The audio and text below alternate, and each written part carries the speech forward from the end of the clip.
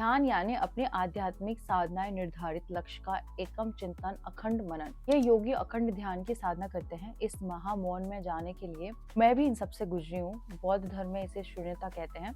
दोनों एक ही चीज है। बौद्ध मार्ग में जो भी गुजरा, जब ये रुचि किसी भी अवधि तक ये साधना करते हैं तो वह उसमें पूरी तरह डूब जाते हैं। उनके पास हिमालय में और कुछ करने को होता भी नहीं है। कोई उन्हें परेशान नहीं करता। यदि वे खाना चाहते हैं तो वे अश्विन में 12 बजे जाते हैं, रोटियां लेते हैं और पलटी डालते हैं। यदि उस समय नहीं पहुंच पाते तो वे नहीं खाते। उन्हें कोई अंतर भी नहीं पड़ता। वहां पर प्राणवायु और धूप तो है ही। वे अपने दिव्य अन्न शरीर से कुछ इस तरह जुड़े हुए होते हैं कि उन्हें अपने भीतर की ऊष्मा या पोषण मिल जाता है। वे इस स्थिति में भी जी रहे हैं तो दिन प्रतिदिन हर कोई यह नहीं कर सकता। आप कोशिश भी नहीं करना। इसके लिए महान गुरु का मार्गदर्शन, पवित्र तैयारी और आपकी पहले जन्मों की कमाई, इन सब की आवश्यकता होती है जो आपको इसके काबिल बनाती है। मैं जो बोल रही हूँ इतना आसान नहीं है। इसे स्वयं से करने का प्रयास भी मत करना। ये 220 वोल्ट का झटका है। मैंने महीनों तक इसका अभ्यास किया है। किसी चीज को पसंद न करना, किसी चीज को नापसंद न करना। ईश्वर की दृष्टिकोण से मैं एक साध्वी हूँ। उसी की कृपा से, माँ जगदम्बा की कृपा, मैं अपने आप ये नहीं कर पाती। वह ईश्वर के पेंडुलम की भांति अपनी केंद्रीय स्थिति पर आगे लगता है। स्थिर होने के लिए इसी अवस्था को महामौन की अवस्था कहते हैं। मन, वाणी, विचार के न होने पर भी ये महामौन की अवस्था है। जहाँ आप पूरी तरह महामौन होते हैं, उस समय न तो वाणी होती है और न ही विचार या मन होता है। संस्कृत में इसे कहा गया है मन विहीन। मन विहीनता नहीं, मन का अस्तित्व नहीं होता। इस अमन अवस्था का भी अभ्यास किया जाता है अखंड ध्यान में। चाहे साधक बैठकर ध्यान लगाए, लेट जाए, मानो वे सो रहे हो, या फिर स्नान करने के लिए गंगा तक पैदल जाए, उस समय वे ध्यान मग्न रहते हैं। वे किसी से वार्तालाप नहीं करते। मैं ये कर चुकी हूँ और ऐसी स्थिति में आप नहीं चाहते कि कोई भी आपको विघ्न करे।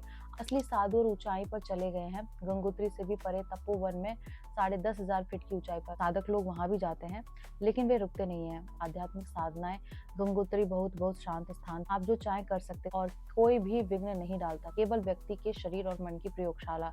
जो वहां रुकते थे उन्हें इस बात की परवाह नहीं होती थी कि वे किसी दिन स्नान करते या कभी स्नान नहीं करते। वहां बहुत ठंड थी और वायु वैसे भी अत्यंत पवित्र थी। वहां स्नान ध्यान दोनों की संभावना नहीं थी।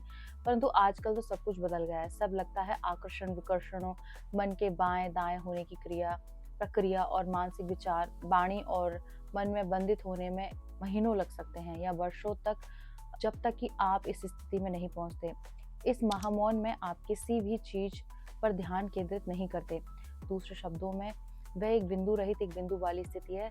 सब कुछ एक विशालता है। इस महान निशब्दता ने यही बृहस्पति और विश्वात्मा जैसा बनना चाहा तो वह उस मौन को, अपनी चेतना को एक तरह से बदल प्रयोग कर सकते हैं। दिव्य दृष्टि या दिव्य श्रवण के माध्यम से कुछ भी देख सकते हैं अथवा सुन भी सकते हैं।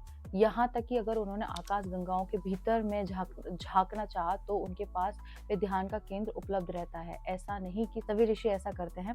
कुछ तो महामौन तक पहुंचते हैं और तत्पश्चात उसी में खो जाते हैं। उनका शरीर कुछ हफ्तों या महीनों तक चलता है और फिर मर जाते हैं। लेकिन कुछ ऋषि यदि वह ऐसा करना चाहें तो अपने टेलीविजन पर ध्यान केंद्रित कर सकते हैं। इस प्रकार दूर श्रवण या दूरदृष्टि की बात कर सकते हैं। ये महामौनी की दृष्टि से कुछ निम्न स्तर की चीजें हैं। जब आप महामौन में पहुंचते हैं इतने स्थिर, तब आप उसे दोबारा खोते नहीं हैं, चाहे आप और कुछ करें या ना करें। यह महामौन एक ज्ञानी निशब्द वाणी और स्वरलीन स्वर जो सब कुछ समझाता है। किसी पेड़ के नीचे या किसी गुफा में एक हिमालयवासी ऋषि विश्व के भी किसी भी कुछ नियंत्रित करना या निर्देशित कर सकता है बिना हिले डुले। वह कोई नहीं कर सकता, केवल जो इतने उच्च स्तर तक पहुंचे हैं। यह एकमात्र गतिशीलता है। वे जब इसका अभ्यास करते हैं, इसे बिना अभ्यास के प्राप्त नहीं किया जा सकता। कैसे किया जा सकता है? तरह की कई साधनाएं हैं। ये कुटस्थ ध्यान साधारण लोगों के लिए नहीं है। इसके लिए बहुत साधनाएं की आवश्यकता होती है। एक बात आपको समझ लेनी चाहिए कि यह एक जन्म की उपलब्धि नहीं है। यदि संबंधित व्यक्ति कोई अवतार या सिद्ध आत्मा या बुद्ध है तो वह पहले से ही कुटस्थ होगा। पृथ्वी पर आके वह कुछ साधनाएं अवश्य करते हैं। कृष्ण जी भी ये साधनाएं की है। वे तपस्या और ध्यान करने के लिए कैलाश पर्वत गए। साधकों ने उनसे पूछा, आप तो इस युग के अवतार हैं, आपको कैलाश पर्वत पर इन साधनाओं, ध्यान, प्रार्थनाओं, योग और वैराग्य करने की क्या आवश्यकता है? कृष्ण ने वह सुप्रसिद्ध उत्तर दिया, मैं ये तुम लोगों के लिए कर रहा हूँ, अवतार स्वयं के लिए नहीं करते। वे तो पहले से ही कुटस्थ और अन्य साधनाओं के सिद्ध कर चुके होते हैं, परंतु फिर भी जब वे पंच तत्वीय शरीर धारण करते हैं तो उन्हें भी इस सब से गुजरना पड़ता है। जैसा कि रामकृष्ण ने कहा था, जब ब्रह्म जन्म लेता है तो पंच तत्वों से बने शरीर में प्रवेश करता है तो वह भी जन्म लिए हुए किसी भी अन्य जीव की भांति रोता है। स्वाभाविक रूप से महान आत्माएं ये साधनाएं करती हैं, इन्हें ऐसा करने की आवश्यकता नहीं होती है। जब आप पंच तत्वीय शरीर धारण करते हैं तब आप उन्हें एक अज्ञानी चेतना रहित जीव बन जाते हैं।